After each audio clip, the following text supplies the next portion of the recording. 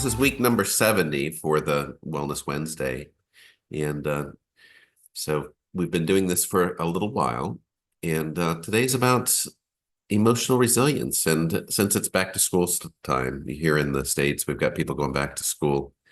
And I'm hearing the buses in the morning. So what we thought would be a good topic is talking about this idea of resilience. And what I'm noticing is, you know, we were just talking about this with Matthew. It's this idea that what we believe to be true or the way that we think things should be, sometimes we don't even question. So we just accept that as the way it is. And especially with like children and how we parent, we adopt so many behaviors as something that's been adopted in as from our parents, right? And it may not always be healthy or may not always be a good way to be. Even though we're trying to do our best, we're trying to be a good parent. So let's just open it up for discussion. What does this mean to you? And I guess I'll start off first since we've got a small group here. To me, emotional resilience is one of the best things that we can teach a child because we give them a sense of security and safety. And it's not something that's taught in school, right? But so much of their sense identity, their sense of interacting with others, their sense of self-judgment, all of that, it's all tied to their level, their ability to deal with emotions and to deal with the emotions of others. And so to me, this idea of resilience it's not saying that things won't happen that'll cause us a little bit of difficulty. It's saying when things happen, we have the tools to bounce back. So that comes up for me. How about for you, Yvette? What's the idea that comes up for you when we're talking about resilience, especially when we're talking about the resilience with kids? Yeah, for me, it's their ability to adjust and adjust to different situations when they're going to the first day of school and that meeting new friends, and then how they will adjust there, how they will hold space for their emotions. Thank you for that. That's for me. Yeah, thank you. How about for you, Will? What comes to mind for you if you're done eating?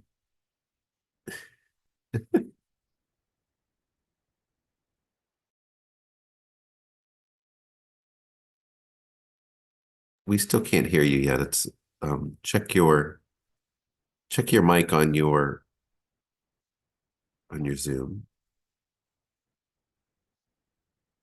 While you're doing that, I'll go to Matthew while you're getting that squared away. Matthew, what comes to mind for you for resilience?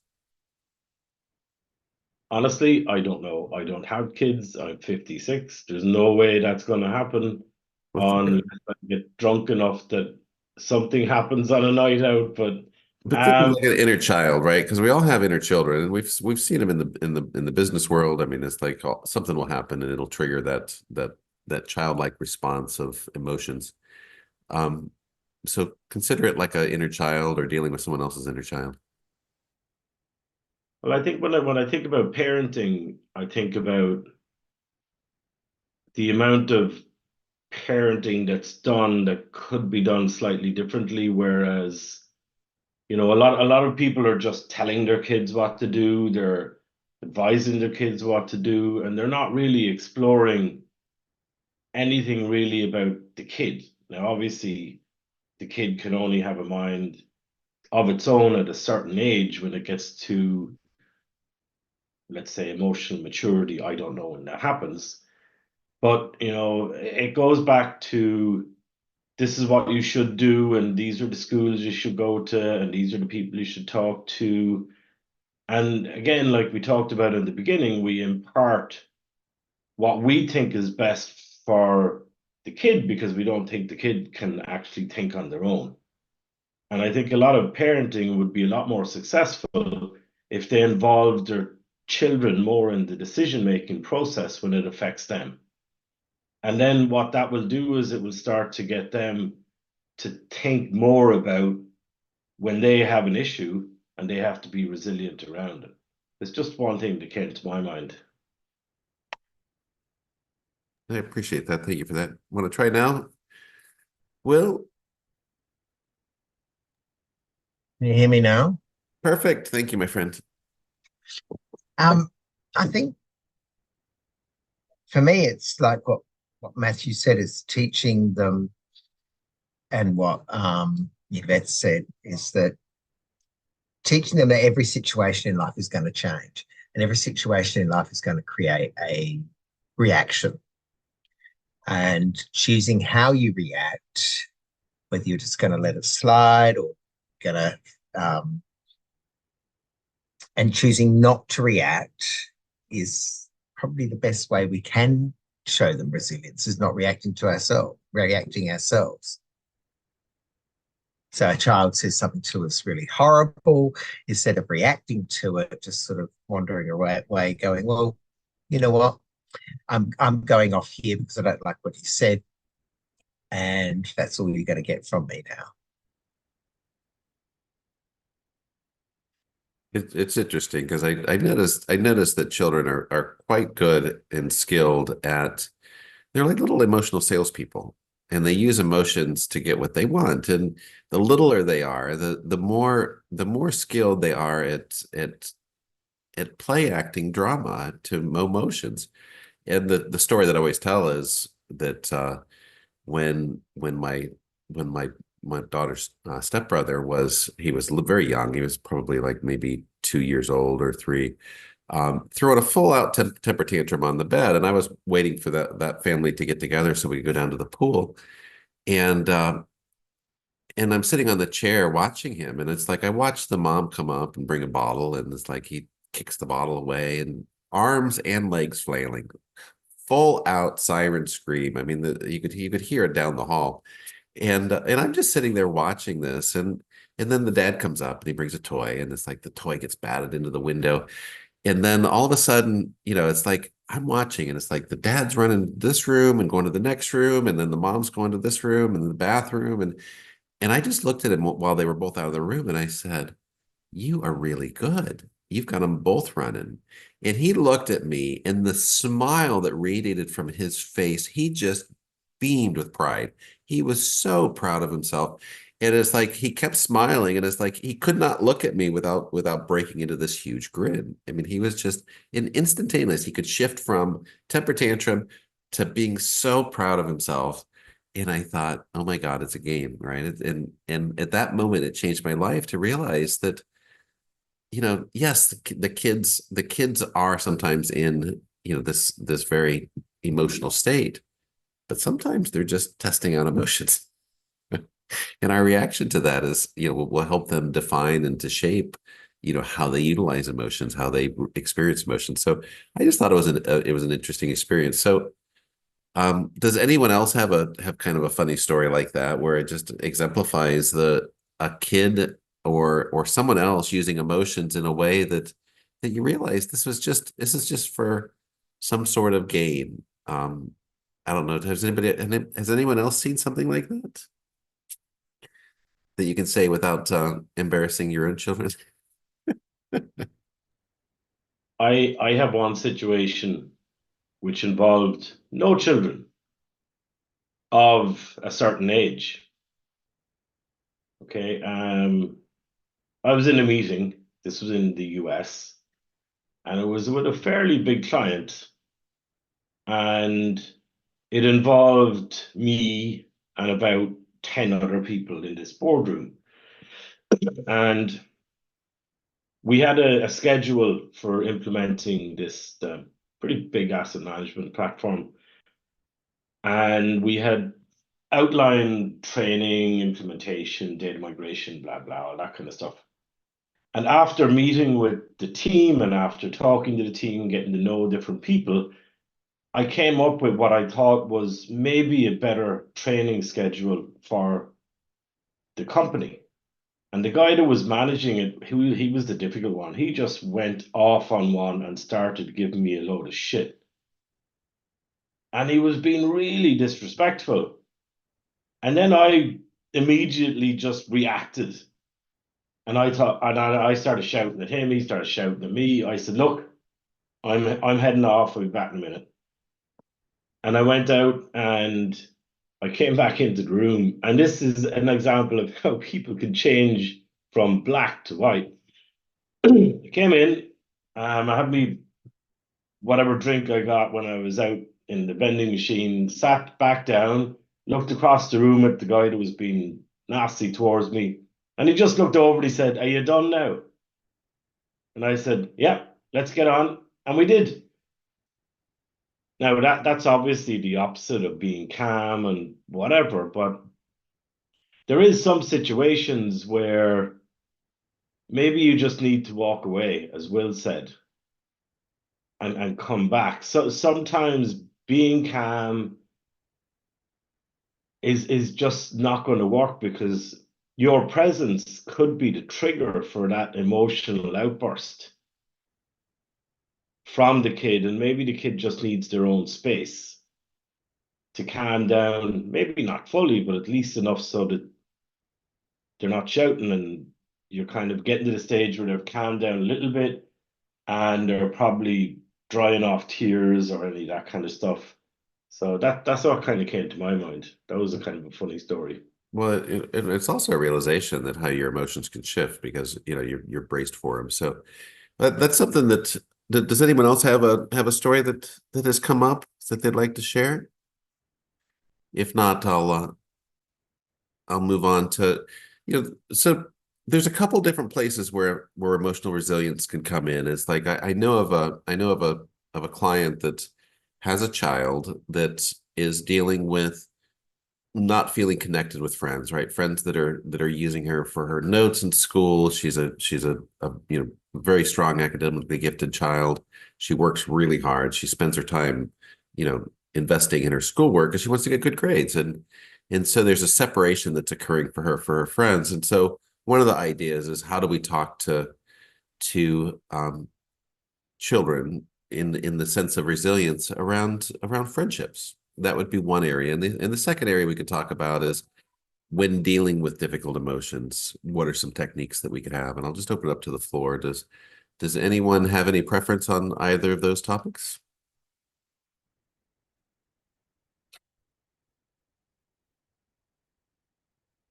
So so let's just start with emotional resilience directly with dealing with emotions.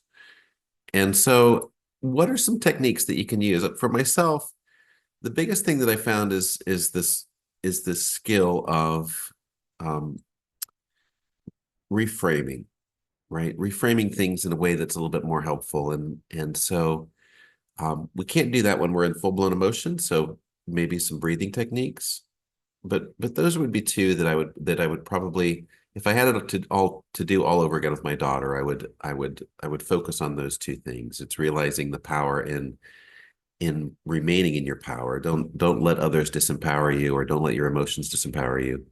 In You can change that story that you're telling yourself, or that story that's coming up, and change that or reframe it in a way that's more helpful. So how about for you, Sean? I don't know if you can share. If so, you can put it in the chat or you can unmute.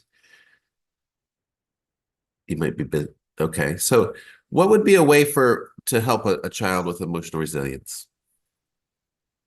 Well, I've used the breathing techniques with my son, like you said.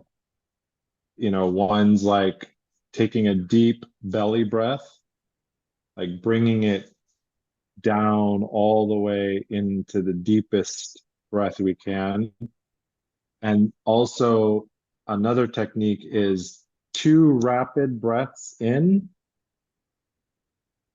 and a long breath out, which, like you said, can quickly reduce that parasympathetic or sympathetic, I forget.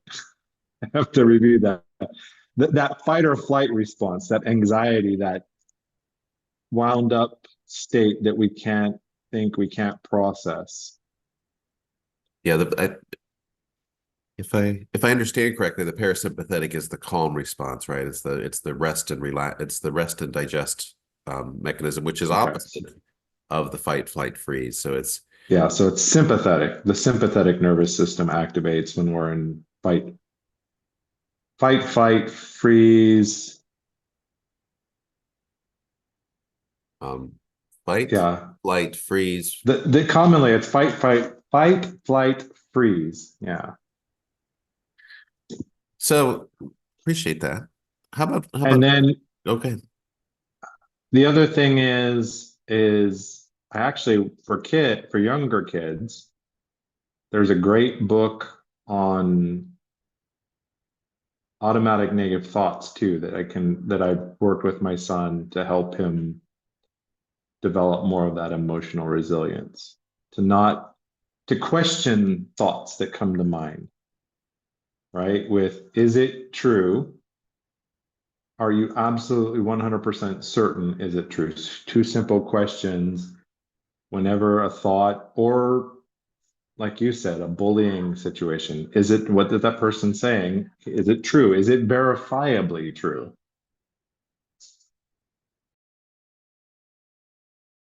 That reminds me of a joke that a client was one time telling me how bad this other person was. It's full blown judgment, and they're telling me what a jerk they were. And I said, oh come on, be a little bit positive. And they came back right away and said, I'm positive they're a jerk. It kind of made me laugh a little bit. It shifted the focus really quickly. So how about for you, Yvette? What comes to mind for you when maybe a technique or a way that you could teach emotional resilience? And I really love what Sean said about this idea of questioning your own thoughts, because this is something that I help and teach people with this idea of critical thinking. And even now, like critical thinking or very active thinking, people will defend it. It'll be causing them immense difficulty, and they will actually defend that this is the way it is. This is the way my mind is. This is the way it always has been. And it's like it used to be that way for me too until it wasn't. And what happened for me is that critical thought loop just worked itself up into a self-feeding loop that, when you have that, it expands until you just say, well, you know what? I can't feel this way anymore. I can't act this way or think this way. And then you just stop doing it. And the moment that you stop doing it, then you realize, oh, I could have done this all along. Yeah. For me, for my own experience, when my children were very, very young, and of course, 4 kids will always fight. And so instead of that, every time I've told them that if I have a hot seat, we call it a hot seat. And whoever feels wronged can sit there and, express why I feel this way, this, uh, my brother made me feel this way, I feel this, etc., etc. And that was a space for them to share how they felt in whatever time and whenever, wherever. So for me, I did that for them when they were very young. And so um now that they're adults, I think they do it in their own manner. Like they talk it out. And one time I caught my son, my older son, like he was like running after his younger brother. And they said, hey, what's wrong? And, because blah blah blah. I don't remember the issue, but I said, then just how can you settle it in a better way, not fighting, not violently? And then they talk. And so they brought it up until now. And so with my Gen Z now, and knowing what I know now and having the things that I have learned, I introduced her to meditation. So she has this when she's going to take a very important exam, when she's stressed with friends, it happens, peer pressure. And I introduced her to that. And she has her own from YouTube. You know how they find their own ways. And then she shared with me that that's how she's coping with her emotional challenges. And of course, some laughter is still the best medicine. So, For me, it's still the same. It's the so I best. I have to ask you, have you ever sat on the hot seat and yelled at the world at somebody that's wronged you? Because I did that when I was young. My parents are separated. They were separated. So I was the only I'm the only girl. So I had 6 brothers then. And I felt that I was always, I have my pity party because it's always them against me. And so my privilege from my dad was, if anything else, you just call me and I will give time for you. And so I always called. And so he would always bring us all together and have us all. And I'm in the hot seat. And my brother is doing this to me and all those stuff. And so like I just okay, I just tweak it a little for my kids. That's lovely. I, I can remember someone in a coaching session, they were really offended at somebody and they had all this emotion bound up. And I go, well, what would you like to say to this person? We were doing the perceptual positioning. And this person said, I just want to tell them they're a stupid idiot. And I go, well, do it, and it was funny because this person was very successful, kind of reserved. You wouldn't expect this from the person, but they kind of whispered it, you're a stupid idiot. And then I said, well, say it louder. And they actually yelled it out. And the relief and the laughter, I mean, they felt so naughty and they felt so good and just saying it. And then all of a sudden they can move on to dealing with it. So I love that idea. Go ahead. Yeah. May I share something also that I used to do because my grandmother she taught me this. So when I have this, I'm so mad at somebody, and my grandmom is always like, be graceful, etc., etc. And so you just say it very quickly.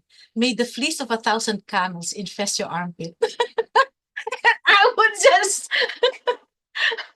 And I said, okay, that's one thing I passed on to my kids. So when you're mad at somebody, don't let them have the benefit of seeing you unglamorous or ugly or angry. Just say, may the fleece of 1,000 camels infest your armpit. That's what my grandma taught me. And, how about for you, Matthew? What would be a skill or a technique that would come to mind? I think calm model, clarify, address, listen, and manage through the problem. So it can be difficult to do. If somebody is angry about a certain situation, but not necessarily at you, then that's not so hard to try and manage. But if somebody is angry and resentful towards you to a level where nothing will work, sometimes avoidance is the only tactic until that heightened emotional elevation can change. But for me, I think being calm and trying your best not to react, and I know the breathing techniques work, but sometimes, and this gets back to laughter as well, and I agree, humor is great, laughter is great, but sometimes laughing can be condescending as a reaction to somebody that's in a heightened emotional state. And being funny about something could sound to the other person like you're making fun of them or their opinion. So the calm, I think, is the most important thing for me, because you start to maybe clarify the issue in your own mind. You start to figure out, right, what can I say not to piss this person off any more than they already are? And how can I manage the situation, I mean, in your own head, to not escalate this any further? And it could be, as Will said before, look, let's just cool the jets. We'll come back to this in an hour or 2 hours, but not to say shit like when you've calmed down, because that will only elevate.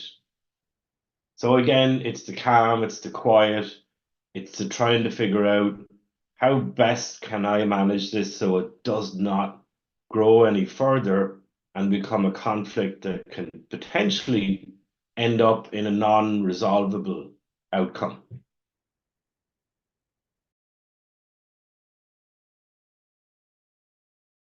Thank you for that. And how about for you, Will? What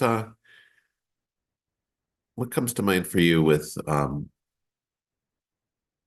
either a skill or a way of managing that. I see you laughing. My brain has gone off track. Why am I laughing? Because I have this infinite skill of tying every conceivable expletive or expletive I know together and mumble them under my breath as I'm walking away. And it's even ones that are very childlike, and it makes me laugh. No one else can hear me. I can hear myself, and I'll just start laughing and go, "Oh, that's just hilarious." And then I'll be like, "Right, okay, let's go back and let's go back in and let's deal with this situation." Or instead of reacting, because when we react, that's when we say things that we can't retract. And so it's better to walk away, mumble under your breath about something, that make sure you're mumbling well out of earshot and all that kind of thing, so that no one can say you were talking about me under your breath. And just make yourself laugh, just bring yourself around to a state of balance that you can actually go back and say, look, we're not seeing eye to eye right now. Let's just park this discussion for the next hour and we'll come back to it. Or let's park this discussion until tomorrow and we can both think of some other ideas to bring to the table tomorrow. Oh, thank you for that. Welcome, Paul. So we're talking about emotional resilience and really how to guide or counsel like the next generation, like kids that are coming along. But the thing is it's the same skills that we've developed ourselves. So the first question is, what is the concept of emotional resilience mean to you? And the second question we asked was, what is a skill or a technique that you use to become more resilient? So what would be your answer to those two questions? What the first one is, what does it mean to you? And then the second one is how can you become, what's a skill that you can utilize to become more resilient? Oh, wow. Okay. Emotional resilience. Well, the thing that comes up for me is that idea, if you want to be a shine, what is it? If you want to ever be a shiny mirror, you mustn't be irritated by being rubbed up the wrong way or something. So it's, again, for me, the skill would be self-awareness and just continuously reflecting on self and how am I turning up. I mean, funny enough, I just had to display a lot of emotional resilience with a staff member. I had to phone her up and say, listen, I'm not appreciating the attitude, but without getting angry and without just being just, I'm not going to stand for it. Don't do that. And I think that's also part of emotional resilience, to be able to have the tough conversations without going too overboard and too aggressive with them. Um, yeah, I mean, for me, it's just, and also to deal with the stuff that happens. We all experience a lot of emotions. I mean, on a daily basis, on a really challenging day, there can be a lot of emotions, and it's sort of just to be aware of those, just for me, and then to, but also, I think you need to compass. You need to know your North Star. You need to know where it is you want to be at, because that's the place you can come back to. That's almost like a self-care space, a mental safe space to get yourself back there. Thank you for sharing that. There's a lot of wisdom in that. And I think the next direction that I'd like to go is, because if we're trying to share something with somebody else, well, what have we learned? So, for myself, there's been something that come up. I see that you got your hand up, Sean. What's come up for you? Well, based on Paul's share, what came up for me is one of the most powerful ways to help our kids or kids in our sphere to have more emotional resilience is to demonstrate it, to express our emotions clearly, and even using the right language. Like, I'm angry. No, I'm feeling angry. That small change changes perspective. And, with our son, we're learning this as we go to express what we're feeling. We never use the "you're making me." It's more expressed as "I am feeling this way." And when we react, as Will mentioned, badly, we are quick to apologize. Sorry, that was a bad reaction. I should have handled that better. So all of this comes together to demonstrate the resilience, because they learn better through our demonstration than anything else, in my opinion. Yeah, it's a wonderful way to express that, and that growth mindset is separating the action from the person is a good way to do that. So for myself, if we're talking about growing in this the skill of emotional resilience, I think the biggest thing for me that I learned is that I'm a sensitive being, right? It's like, I feel the chemistry within me, which means I also feel the chemistry of emotions within me as well. And for the longest time, I was always trying to follow what other people expected of me, so that I wouldn't trigger that empathetic emotional response. I didn't realize that I didn't know how to boundary set and all of that. So if we're talking about emotional resilience, there's two things that I have learned. One, accept that you're sensitive, accept that this is how you feel, and it's okay. There's no judgment there. You don't even have to be right about it, right? It's like there is no absolute judgment system on what triggered your feelings and everything else, but also that you're worthy of kindness and you're worthy of feeling better. So learning how to establish boundaries. So those would be the two things that I kind of grew in and understanding, which is one, just accept yourself where you're at. Accept your emotions as they come. Like Paul had said, grow in this journey of self-awareness. But along with that is like recognize that, okay, maybe we need to learn how to set boundaries along the way. And so that's something that is not modeled in every family. And you have to learn it. And it's a skill like walking that we learn, and we're not very good at it in the very beginning. Usually in the beginning, like somebody's wounded and they'll say, if you ever do that again, I'm never going to talk to you again. Well, if it's your co-parent of your kid and you're split, it's a hard thing to enforce. So it's this idea that eventually you won't be as rigid in your boundaries, because you'll start healing, and then you'll be able to make different responses to when people violate those boundaries. So that's what came up for me. How about for you, Will?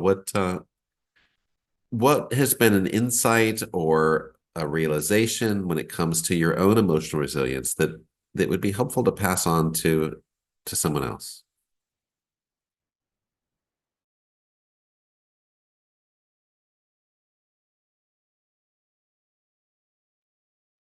Where do we start? Um, my own emotional resilience. Well, I think that it's either, for me, something I'd like to pass on is that with our own emotional resilience, there comes a time it's sink or swim. Either we can sink into the emotion and be drowning in it, or we can basically swim through it and just push forward and try and understand that it's okay to have moments of vulnerability. And I think that's the greatest part of being emotionally resilient, is actually being able to say, hang on a sec, I'm vulnerable at the moment. I'm feeling this at the moment. Because by being honest with ourselves that we're feeling something, it actually allows us to dig deep and actually recognize the fact that we could be reactionary to many different things coming at us. Oh, I think that's really important. And it triggered a thought that came to mind as in an argument one time. I had someone use some information, some vulnerable information that I had shared, and try to use that as a little attack mechanism. I remember just saying, "Oh, no, no, no, you don't go there. I told you that in confidence. You in you just can't take something that's been shared with you in confidence and then bring that as a weapon in an argument. It's like, it's just not done. And I was so proud of myself for standing up, but it's like, you realize that those are some toxic people. So, you know, those are people that are trying to hurt you, and you just can't let them hurt you. So how about for you? Who wants to go next? All right, Paul, go ahead. Unless you're really dying to go, Matthew. No, I'm No, joking. I probably just look like it because I have two toilets in close vicinity. So Oh. I don't even want to know where that. Oh, I see what you mean. Okay, sorry, slow on that. Took me a second. The things that came up, something I think what Will said, and I'm thinking, you know, when we practice emotional intelligence, if we do and behave as we want to, and we have this vision and version of ourselves that we aspire to be. So if we wake up and we've created a vision, like a goal, but we do it in terms of who we want to turn up as a person. And the more we act in accordance with that person, and we celebrate and we go, that's like me when good things happen and we behave like we want to. So we are reinforcing that behavior. And then when we're not on track and we do something and we behave in a way that we're not proud of, and the ability then to go, well, that's not like me, I can do better. But it's an awareness, and it's like you're not beating yourself up. You're not like, oh God, sackcloth and ashes. I used to do that, gosh, the times I did that, but I don't do that anymore. Cheers, Sean. And then the other thing that comes up for me is in emotion resilience, I think we have to accept that life isn't always easy. I think if you live your life, I mean, I was listening to Heroic this morning, and if you look at the story of Hercules, he had um, two women appear to him. The one was the goddess of vice, and the one was the goddess of virtue. And the one said to him, the goddess of vice said to him, "You can, with me, you'll live an easy life, an hedonic life. Everything will be like as you like it." And then the goddess of virtue said, with me, life is not going to be easy. There's going to be challenges, and you're going to have to overcome a lot of them. But at the end, you will grow and you will be better for it. And I think the more we realize that, no, it's not supposed to be easy, and that part of, you know, and in knowing that, there's almost like, for me, an assurance that, well, it's okay. I'm not the only one who's struggled. Many others have struggled before me, so I can call on them to help me in my journey. Like, the what you're sharing there gives me that chills of realization, because it's like so many people go through it. They're expecting not to have suffering, not to have pain, not to have difficulty, but it's like that is life, right? And Sean would always share that expression that, you know, pain is inevitable, but suffering is a choice, right? So it's like it's that idea that you can reframe things. So thanks for sharing that. Yvette, how about for you? What comes up for you? What was something that you realized in your own life that helped you with emotional resilience, or something that helped you that you found important in understanding or dealing with emotional resilience? Mm. There's really a lot, especially from what you all said. But for me, in my own life, resilience for me is something that, yeah, life is not easy, and you have to go through it. And that when you go through all this polishing like a gem, come out of it really like a diamond. And then that resilience also comes, for me personally, it comes with faith that, you know, there is with faith, there's also that hope. Because yeah, it's difficult, but I believe that I can do it. and I will have that courage to do it. And then I see that after this, I see this silver lining. So that for me is resilience in my life. Oh, thank you for that. And in the Christian tradition, even Christ was not exempt from suffering. And that there's so much that goes in with that. We talk about empathy and compassion, and the etymology of the word is passion. I think you taught us this, Paul. It's that is to suffer with, right? So compassion is to suffer with, passion is to suffer. And it evolved from this concept of a deep emotion, right? So when you have a passion for something, it evolved from this concept of having a deep emotion for something, and it started off as a deep suffering. And so the twist is if you love somebody deeply, then you're opening yourself up for the potential of deep pain as well. So it's it's that kind of concept. So Matthew, how about for yourself? What's something that you've realized when it comes to emotional resilience that is serving you in your life? I'm going to get back to something you said a couple of minutes ago, which is toxicity, choosing your friends carefully. And I know the topic is emotional resilience, but it's about problem solving. Half of 50% of a problem is the problem and 50% is the solution. Now, if you keep on bringing toxicity into your life without managing it, then you're going to have to find that solution, that resilience, and that calm. But if you're very, very careful about aligning people with your values and not inviting any shit into your life, then it's a lot easier because you don't have to bother about all this emotional resilience and everything because people aren't giving you shit. So it's starting from the beginning, as in, there is going to be arguments, there is going to be disagreements, but normally they don't come from such a place of hatred from those type of people that it can be resolved and you can get on with it. I just met a really good friend of mine for lunch, and the first thing we did was start to take the piss out of each other because that's what we do. But like as you said, Paul, that joke that I made, my buddy would have gotten that like that because we know each other pretty well and we know each other's sense of humor pretty well. So it's hard to know somebody deeply until you know them really well. So there's a kind of a balance between when you meet somebody, sometimes you have to take a chance because you don't know them fully.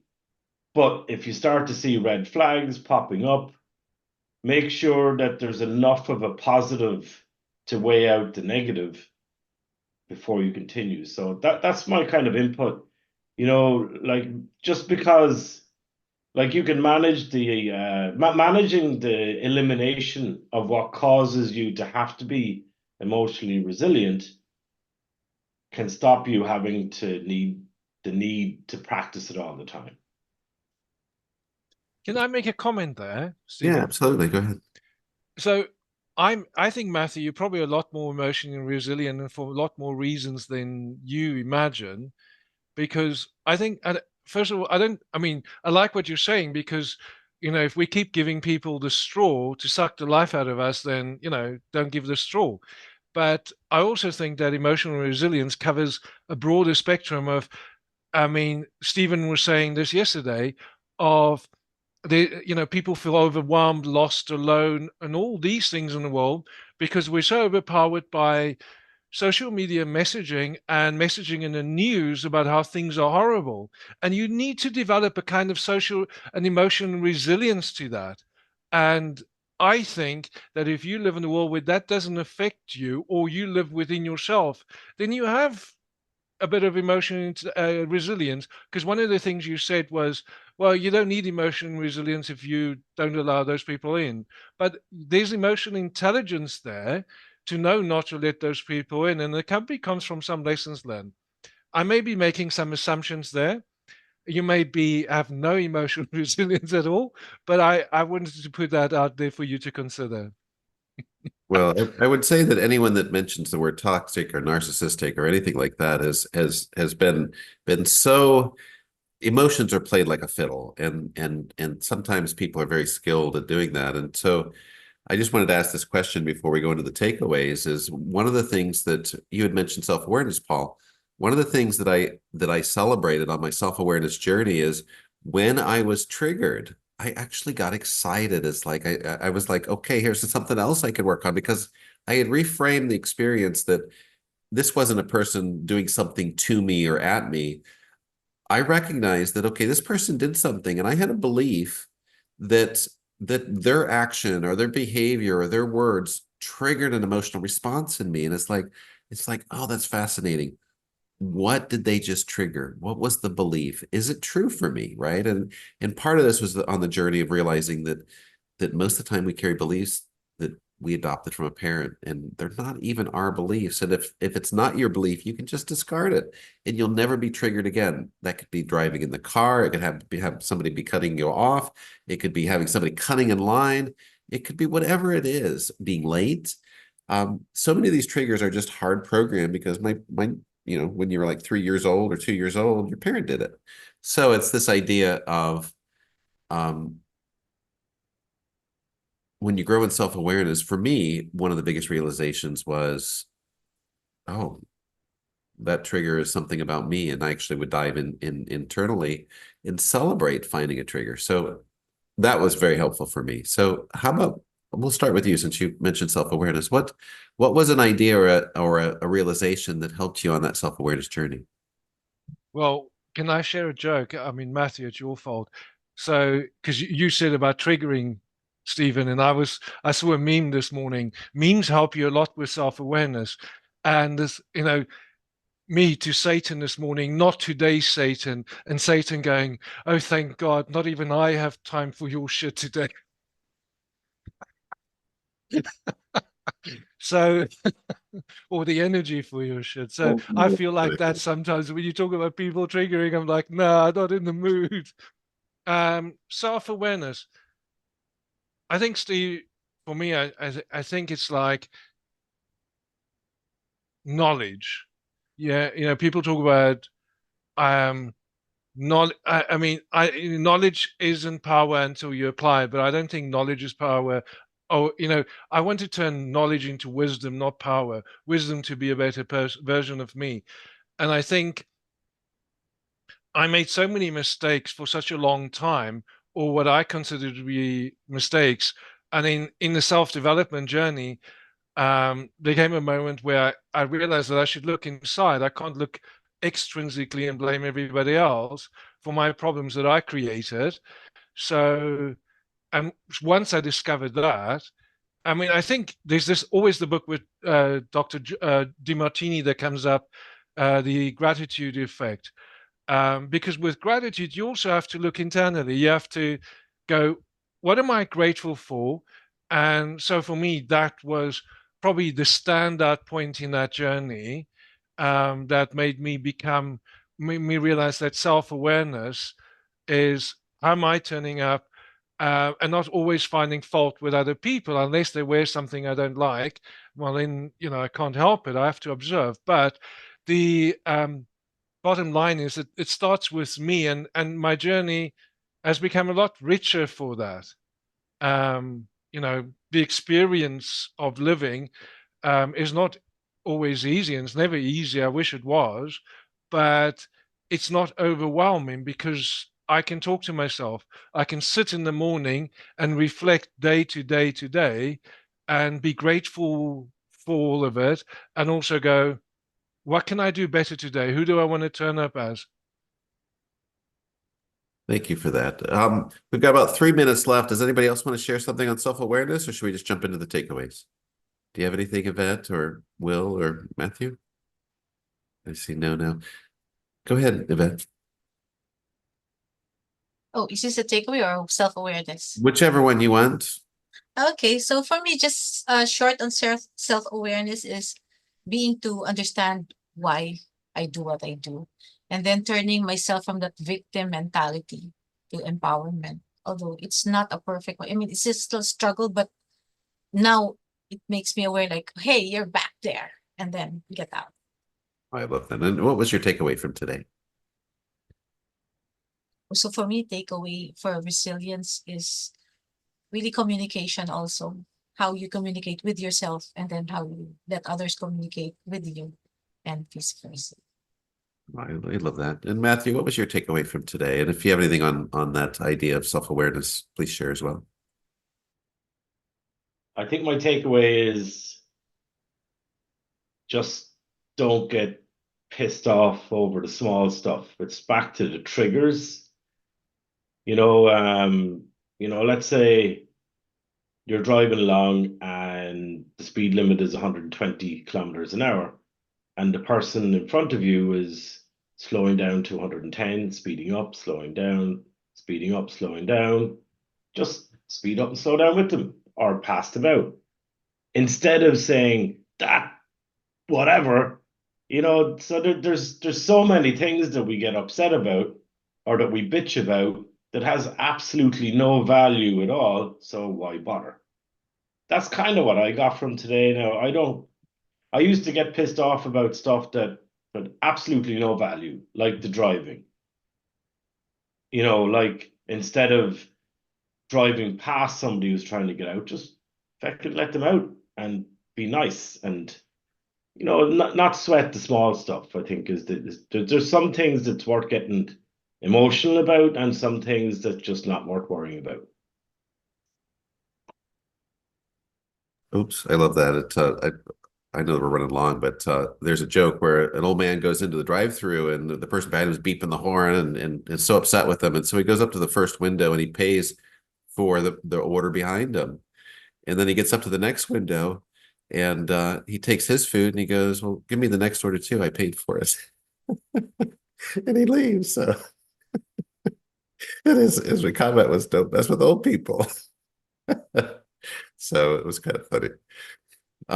Will, what was your takeaway from today?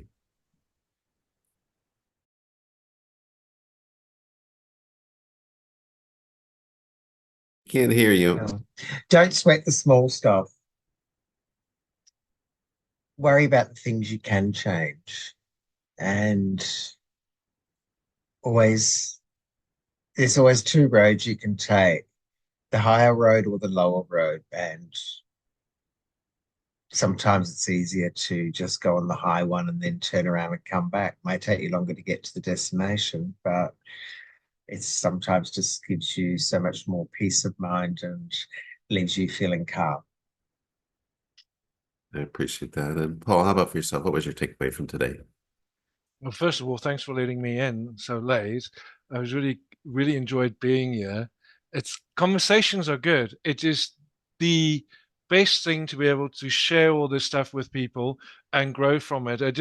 I get a buzz from it, and the fact that I was dealing the half an hour before with so much drama with accounting firms and shit.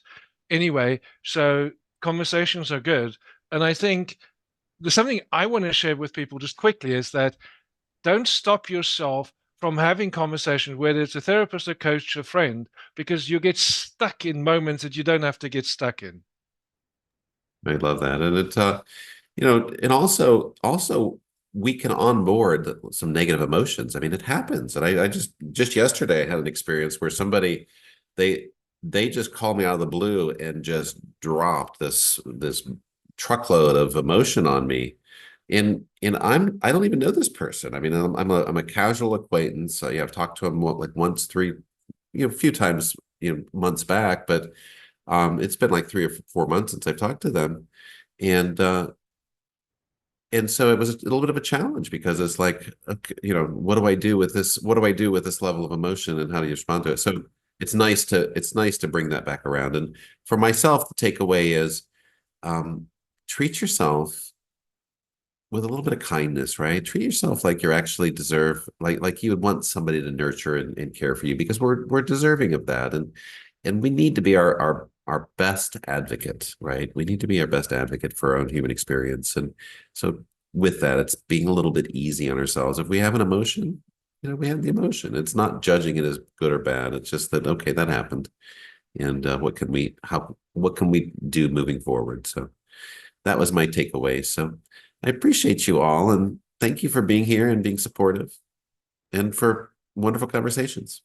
I have a joke. I'm not going to be upstaged by the two of you guys telling jokes, so All right. I'm going to stick one in at the end. So a guy Is that what walked in. they all say?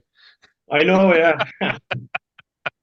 A guy walks into a bar with his pet giraffe, and it's the giraffe's birthday, so they're on a bit of a bender, and they're drinking away, and the giraffe keels over at about 10:30. The guy keeps on drinking, and at about 11 o'clock around closing time, the guy gets up to leave. And the barman shouts out, "Hey, you're not going to leave that lion there, are you?" And he said, "That's not a lion, that's a giraffe."